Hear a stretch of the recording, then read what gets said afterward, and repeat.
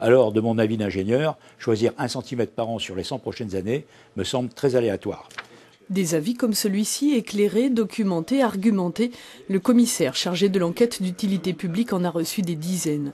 Les Cayolais se sont étonnamment mobilisés pour contester le plan de prévention des risques. Et c'est bien la force de cette somme d'arguments qui a incité le préfet à faire machine arrière.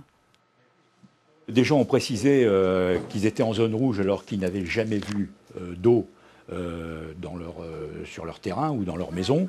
Et parfois, en altimétrie, des terrains qui sont au-dessus des 7,50 m, qui sont la cote de référence du plan de prévention des risques, et qui se retrouvent en zone rouge dans le PPRN, ce qui semble tout à fait anormal.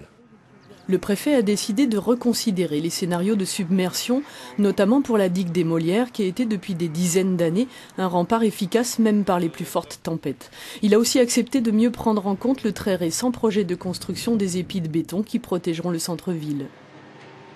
Qu'on nous fasse nos épis, qu'on nous laisse une chance. Puisque ça servit là-bas au bout. Qu'on nous laisse une chance, on fait et puis après on verra.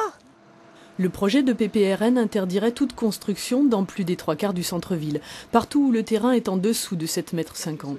Les Cayolais contestent les mesures prises en compte par l'État.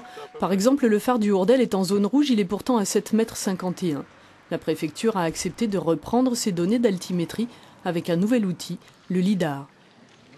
C'est un système qui permet de prendre des mesures d'altimétrie. C'est un système aéroporté, qui est à bord d'un avion et qui fonctionne à partir de rayons laser, donc très précis.